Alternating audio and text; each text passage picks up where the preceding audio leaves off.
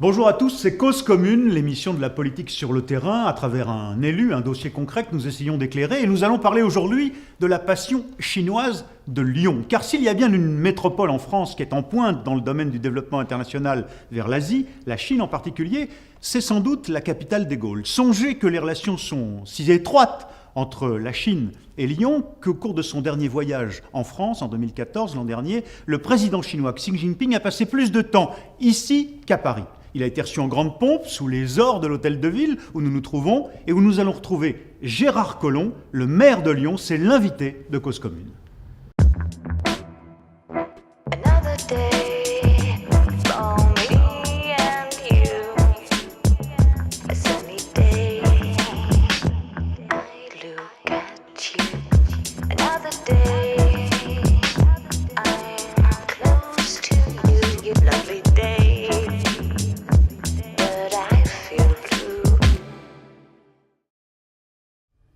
Nous sommes donc dans le salon rouge de l'hôtel de ville de Lyon. Bonjour Gérard Collomb. Bonjour. Merci de nous y accueillir. Ce salon rouge avec ses tentures en soie, c'est le 18e, c'est la Chine. Mais la Chine et Lyon, c'est aussi par exemple peut-être un consortium chinois qui tente d'entrer dans le capital de l'aéroport de Lyon. Alors qu'est-ce qui se passe entre Lyon et la Chine ? D'abord, entre Lyon et la Chine, c'est une relation ancienne, puisque c'est à la Renaissance que Lyon est entré sur la route de la soie avec des liaisons extrêmement importantes entre la Chine et Lyon. On peut imaginer qu'à cette époque, c'était quand même un long parcours. Depuis, nous sommes entrés dans une relation constante avec la Chine au XXe siècle, avec mon prédécesseur lointain, Édouard Herriot, qui accueillait les étudiants chinois en France, et puis maintenant, avec les sciences du vivant, avec les nouvelles technologies, avec des échanges extrêmement fréquents, extrêmement nombreux entre la Chine et Lyon. Ça représente quoi en termes de poids économique ? On parle de 3 à 5 000 étudiants chinois ici, des lignes entre la Chine et l'aéroport Saint-Exupéry direct. Et financièrement, ça rapporte quoi sur les 18 milliards que les derniers contrats signés vont rapporter à la France ? Ce que nous faisons, nous, c'est d'abord permettre l'exportation de toutes nos entreprises. Vous voyez, lorsque, par exemple, des groupes comme le groupe SEB vont en Chine, lorsque Alain Mérieux va en Chine, évidemment, cette relation est extrêmement favorable pour les entreprises locales. Après, un certain nombre d'investisseurs chinois viennent à Lyon. Et par exemple, le paradoxe, je rencontrais récemment un grand groupe qui venait de racheter un soyeux, et je lui disais, mais qu'est-ce que vous voulez faire exactement ? Mais il me disait, je voudrais produire à Lyon des produits qui soient de renommée pour aller les vendre en Chine. Vous voyez que le monde change beaucoup. Alors vous évoquiez à l'instant les étudiants chinois, c'est les années 20, 30, 40 du XXe siècle, les compagnons de Mao qui étaient venus se former ici. Eh bien, l'Institut franco-chinois de l'époque, l'université de l'époque chinoise, ici à Lyon, en France, c'est devenu un lieu d'histoire qu'on va retrouver immédiatement avec ce reportage de Bertrand Franchon et Flavien Cusin. Tout de suite. Inauguration d'une statue monumentale offerte à Lyon par la ville de Canton. Elle a été installée devant l'Institut franco-chinois à Saint-Irénée, un lieu qui retrace les relations historiques entre Lyon et la Chine. Alors c'est à la fois un lieu évidemment chargé d'histoire qui raconte l'histoire de ces étudiants venus à Lyon et qui allaient former les cadres de la Chine moderne, mais nous avons voulu en faire aussi un lieu de promotion des relations actuelles et des relations futures entre la Chine et Lyon. Objectif, attirer à Lyon des touristes chinois de plus en plus nombreux et développer des liens économiques. Guangzhou et Lyon a déjà beaucoup d'échanges de coopération dans le domaine culturel et d'éducation. C'est la base de coopération bien sûr, mais dans l'avenir, dans le futur, on va promouvoir des projets concrets dans le domaine économique et du commerce. Et pour faire rayonner davantage cet institut franco-chinois de Lyon, l'ambition est d'y organiser chaque année 5 expositions temporaires sur le thème de la Chine.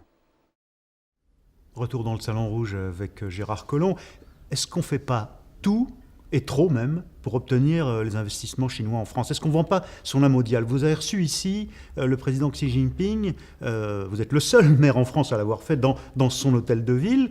Il resserre en ce moment la Chine. C'est une dictature. Certains Français doutent de l'intérêt de se développer autant avec les Chinois.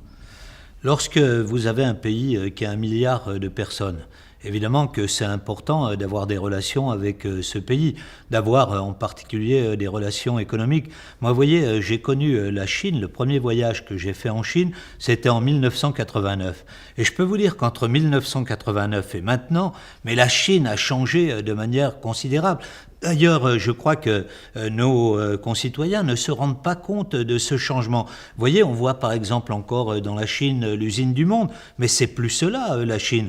Dans le domaine des sciences du vivant, dans le domaine des technologies vertes, ils commencent à prendre un rôle extrêmement important. Ça veut dire que si nous ne travaillons pas avec eux, évidemment que nous perdons des opportunités formidables. C'est cela que nous faisons à Lyon. Il n'y a pas que l'histoire quand même pour que les Chinois aiment ou apprécient autant Lyon. C'est quoi la clé? Est-ce qu'il y a une méthode lyonnaise de la relation avec la Chine? C'est d'abord, si vous voulez, de travailler de manière régulière. Vous savez, c'est vrai avec la Chine, mais c'est vrai avec tous les pays du monde.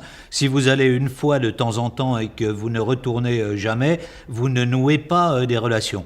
Et moi, je pense que les relations humaines sont extrêmement importantes. Et lorsque vous vous rendez régulièrement dans les villes chinoises, que vous rencontrez les responsables, il se crée à un moment donné ce que Laurent Fabius a appelé, par exemple, la gastronomie politique, diplomatique, certaines relations. Et finalement, les histoires, vous savez, à travers tous les âges, c'est aussi des histoires d'hommes. Le gain pour la ville, pour les emplois, est notable aujourd'hui. Vous avez combien de Lyonnais, de jeunes Lyonnais qui s'expatrient? Il y en a beaucoup. Lorsque vous regardez aujourd'hui ce que font les jeunes gens, vous savez, ils voyagent beaucoup, ils sont aux États-Unis, ils sont en Chine, ils sont dans l'Asie du Sud-Est. Donc c'est une autre génération. Nous sommes aujourd'hui véritablement dans une économie globale où les gens connaissent à la fois les économies des différents pays, mais également leur culture, leur langue. Et comme hier on apprenait l'anglais, maintenant je vois beaucoup de jeunes Lyonnais qui apprennent le chinois. Vous avez dit un jour, je suis le Deng Xiaoping français. Non, ça aurait été prétentieux.